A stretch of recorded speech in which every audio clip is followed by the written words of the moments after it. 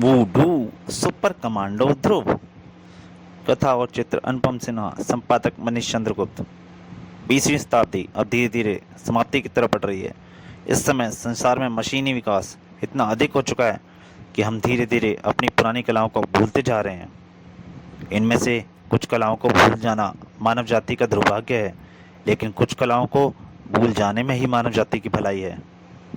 Africa के घने जंगलों में उभरी एक कला ऐसी ही है जिसका नाम है वूडू। हा हा हा। अगर तुमने एक कदम भी आगे बढ़ाया ध्रुव तो अपनी माँ को हमेशा के लिए खो दोगे। ओह, ये कैसी अजीबोगरीब परिस्थिति है।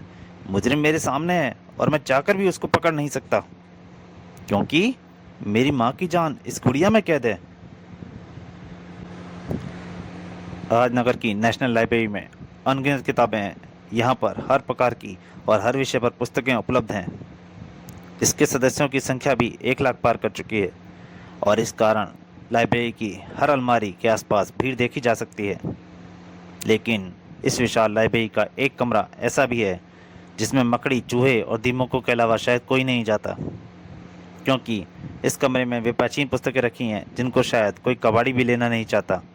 जाहिर है ऐसी किताबें कोई पढ़ना ही नहीं चाहता है, या चाहता है। मिल गई, हा हा हा हा, मिल गई। आज मेरी खोज पूरी हो गई।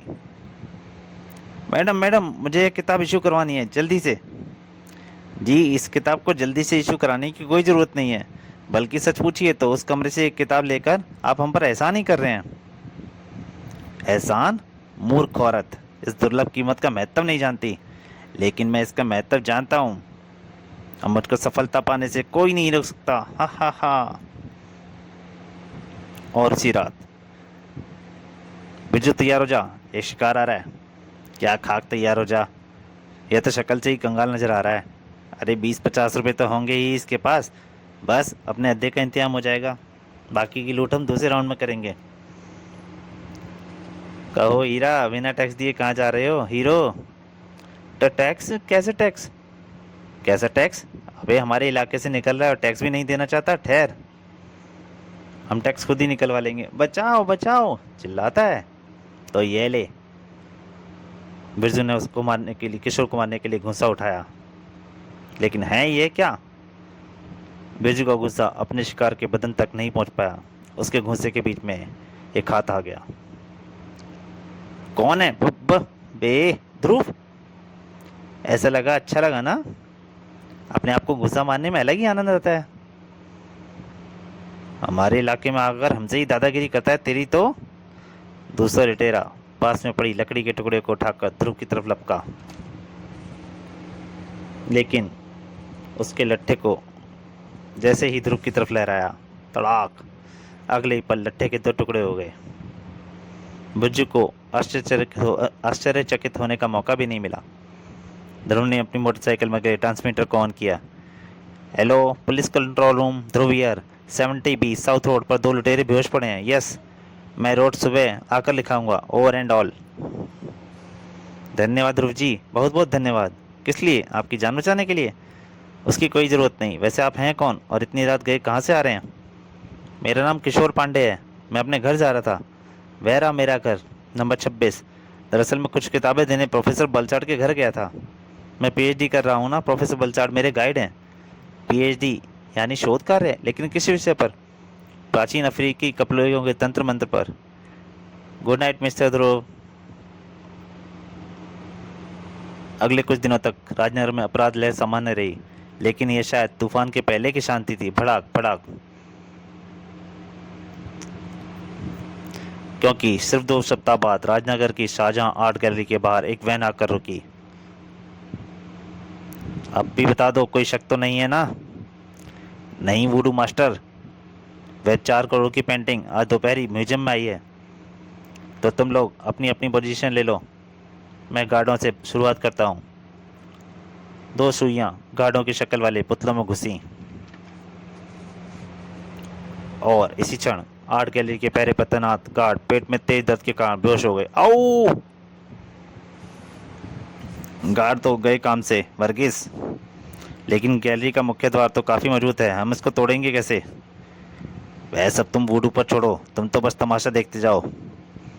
वैन के अंदर वूडू मास्टर की उंगली एक धक्के से आर्ट गैलरी के मॉडल का मुख्य द्वार टूटा। ही। और साथ ही आर्ट गैलरी की इमारत का मुख्य दरवाजा अपने आप धराशायी हो गया। कड़ाक। देखा महादेव, आओ, अब हमको पेंटिंग उठाकर जल्दी से जल्दी यहाँ से निकल जाना चाहिए। इधर आओ। वह बेशकीमती पेंटिंग यहीं पे टंगी थी, लेकिन यहाँ तो वह वाली पेंटिंग नहीं है।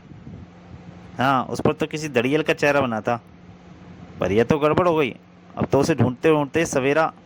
अरे नहीं, यह रही वह पेंटिंग। बेवकूफ़ ने कितनी लापरवाही से इसको लकड़ी के बक्से के ऊपर रखा है। हाँ, जल्दी उठाओ इसे। ये है क्या? मुझे तो ऐसा लगा जैसे इस पेंटिंग की आंखें हिल रही हैं। तभी दो घूंसे उसमें से निकले था और दोनों के ऊपर पड़े। तुमको ठीक लगा, वैसे ही तुम्हारे जैसे उल्लू अंधेरे में ज़्यादा अच्छी तरह से देख सकते हैं।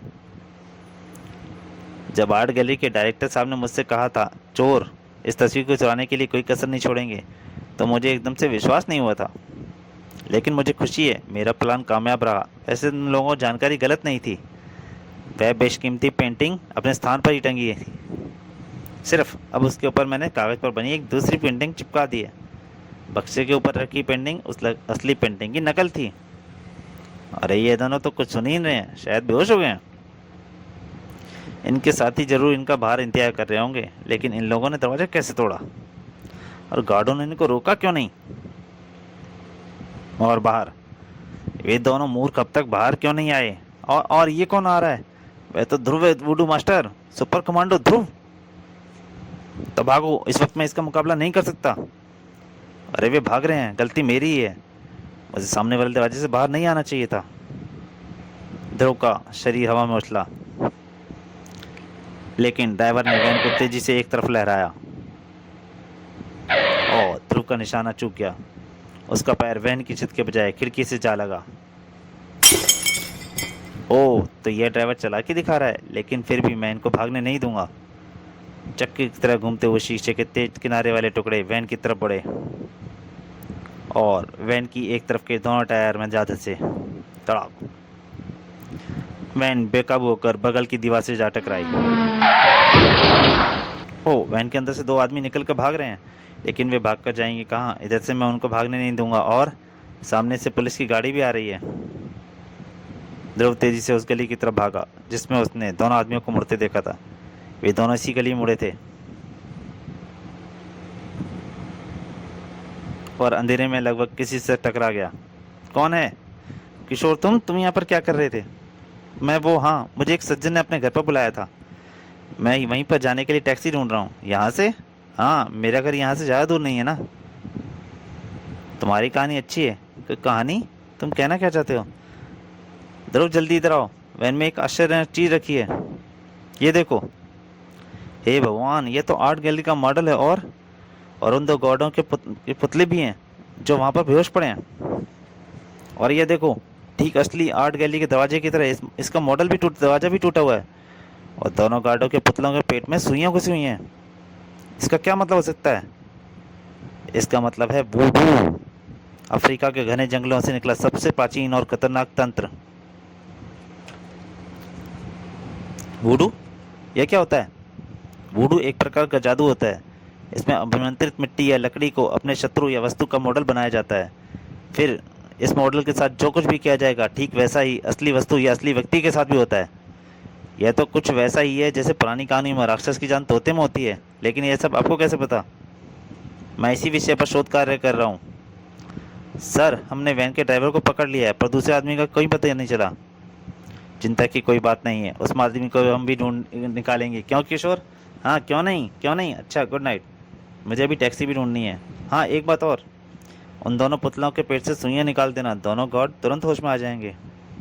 यह तुम्हारा किशोर को जरूरत से ज़्यादा जानता है ध्रुव, और ज़रूरत से ज़्यादा बोलता भी है। अगले ही दिन से दोनों तरफ से बिसातें बिछनी शुरू हो गई थी। करीब यह 70-20 साउथ रोड पर एक घर का पता है। यहाँ पर किशोर नामक एक आदमी रहता है। तुमको दिन रात इस पर कड़ी नज़र रखनी है। Okay captain. और लगभग उसी वक्त हमारा सारा खेल चौपट हो गया। करोड़ों का माल तो हाथ से निकला ही, साथ ही हमारे 3 आदमी भी पकड़े गए। और यह सब उस लड़के की वजह से जिसके दूध के दांत भी अभी नहीं टूटे। वह लड़का नहीं, शैतान का अवतार है वुडू। और यह भी समझ लो कि अगर उसकी नज़र तुम पर पड़ गई है तो इस शहर में आज तुम अब कुछ नहीं कर सकते। तो तुम मुझको भाषण दे रहे हो सरसा? यह पुतला शायद तुम्हारा ही है। अगर वुडू की बात खत्म होने से पहले ही सरसा के हाथ में पिस्तौल चमक उठी। अगर क्या वुडू? तुमने सरसा के गैंग को ऊपर आगे पर लिया है, सरसा को नहीं। यह हमेशा याद रखना। और सरसा को धमकी देने की कोशिश मत करना, वरना। यह सुनकर वुडू के गले से हंसी निकली थी। यह धमकी कहना मुश्किल था। हा हा हा हा हा। और उसने सरसा के पुतले का हाथ तोड़ दिया। चटाक। पलक झपकते ही उसके पुतले का दाहिना हाथ तोड़ते ही और साथ ही सरसा के गले से एक से दिल दहलाने वाली चीख निकली। आ! उसके दाहिने हाथ में पिस्तौल अब भी थी, लेकिन अब हाथ उसके पास नहीं था। दूर से सरसा का तड़पना नहीं देखा गया। उसने पुतले की गर्दन मरोड़ दी और सरसा का तड़पना शांत हो गया। हाँ, तो अब हम अपने पुराने विषय पर आते हैं। बाकी सरसा मरते मरते यह तो बता ही गया कि ध्रुव के रहते हम यहाँ पर कुछ नहीं कर सकते, इसलिए अब हमको ध्रुव को रास्ते से हटाने की तरकीब सोचनी होगी। आप उसका पुतला बनाकर उसको पल भर में जान से मार सकते हैं वुडू। यह तो मैंने भी सोचा था बाकी, लेकिन ऐसा करने से पूरे शहर की पुलिस फोर्स हमारे पीछे लग जाएगी और मैं पूरी पुलिस फोर्स के पुतले तो नहीं बना सकता ना। आइडिया वुडू।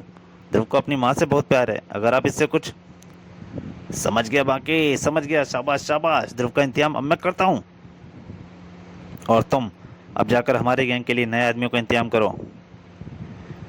दूसरी तरफ ध्रुव की छानबीन जारी थी। वे तीनों आदमी सरसा गैंग के हैं ध्रुव, वही सरसा जिसका हाथ कटी लाश अभी अभी हमको मिली है। इन पकड़े गए गुंडों के अनुसार इनके गैंग को किसी दूसरे व्यक्ति ने किराए पर लिया था। वह जंगली ओझा जैसा मुखौटा पहनता है और अपने आप को वुडू कहता है। वह वास्तव में कौन है यह तीनों में से कोई नहीं जानता। शायद मैं जानता हूँ, लेकिन यहाँ तक मैं जानता हूँ सरसा के गैंग में 4 गुंडे थे। हाँ, उस गैंग का एक आदमी अब भी बचा हुआ है, उसका नाम है बाके। अच्छा सर, अब मैं चलूँगा, मुझे अभी काफ़ी सबूत इकट्ठे करने हैं। प्रोफेसर बलसाड़ का घर ढूंढने में ध्रुव को ज़्यादा दिक्कत नहीं हुई और ना ही प्रोफेसर साहब से कुछ जानकारी उगलवाने में कोई परेशानी हुई। तो तुम किशोर के बारे में पूछने आए हो, क्या किया है उसने? अभी तक तो मुझे भी यह नहीं पता कि उसने क्या किया है। वह कुछ कर भी नहीं सकता, बहुत सीधा लड़का है, लेकिन वह महत्वाकांक्षी भी बहुत है। इसलिए वह एक ऐसे विषय पर शोध कार्य कर रहा है जिसके बारे में किसी ने कभी सोचा तक नहीं है। दूसरी तरफ बाकी अपने गैंग का बॉस बन जाने की खुशी में झूम रहा था। तुम लोगों को सिर्फ माल समेटना और अफू चक्कर होने का काम करना पड़ेगा, बाकी सब काम मैं और वुडू। ए लौंडिया, रास्ते के बीच में क्यों चल रही है? मरने का इतना शौक है, जाकर रेल की पटरी के बीच में चल। वह लड़की शायद ऐसी जुबान सुनने की आदी नहीं थी। वह तेजी से घूमी और साथ में घूमा चाकू और बाकी की टोपी हवा में उछल गई। इसकी ये मत दादागिरी करती है, चटनी बना दो इसकी। 3 बलिष्ठ और पेशेवर गुंडे एक अकेली लड़की को चटनी बनाने के लिए लपके और पलक झपकते ही लड़की के हाथ से 3 चाकू हवा में उछले और अपने अपने निशाने पर जा धंसे। अब तीनों बलिष्ठ पेशेवर गुंडे सिवाय मार खाने के कुछ नहीं कर सकते थे। बाकी का मुंह खुला रह गया। अरे वाह, कौन हो तुम सुंदरी? नाम तो मेरे कई हैं, लेकिन मेरे दोस्त मुझे प्यार से रीटा रामपुरी कहते हैं। वाह वाह वाह, कितना खतरनाक नाम है। हमारे लिए काम करोगी मिस रामपुरी? अगर दाम मिलेगा तो करूंगी ज़रूर, लेकिन रीटा को धोखा देने की कभी सपने में मत सोचना बाके। तो तुम मेरा नाम कैसे जानती हो? मैं क्या नहीं जानती बाके? हा हा हा, चलो। ठीक उसी वक्त समझ गई ना रेणु, तुमको वुडू द्वारा किसी भी वारदात की खबर मुझ तक तुरंत पहुंचानी होगी, बगैर किसी चूक के। यह काम तुम कैसे करोगी यह सोचना मैं तुम पर छोड़ता हूँ। मैं तुमको सिर्फ इतना ही बता सकता हूँ कि वुडू के पास सिर्फ एक आदमी बचा हुआ है, बाके। उस पर नज़र रखने का मतलब है वुडू पर नज़र रखना। Good luck. Thank you sir. और फिर अगली रात जब काले आसमान से चांद भी अपनी रोशनी बिखेर रहा था, एक वैन नेशनल बैंक के सामने आकर रुकी। उसमें से कुछ लोग तेजी से उतरकर बैंक की तरफ बढ़े। कमाल है, ये बैंक के चौकीदार कहाँ चले गए? तो क्या वे स्वागत के लिए खड़े रहते? कहीं जाकर चाय पी रहे होंगे साल। बैंक के अंदर बैंक के आमंत्रित मॉडल के सामने फूटू को उंगली हिली और बैंक के दरवाजे अपने आप टूट गए। आओ, असली मॉल तो स्ट्रांग रूम में रखा है।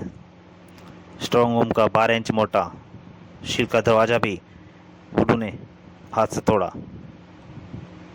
तो दोस्तों, वुडू कॉमिक का पहला भाग यहीं तक। इसके दूसरे और अंतिम भाग में आपके सामने जल्दी हाजिर होऊंगा। तब तक के लिए नमस्कार।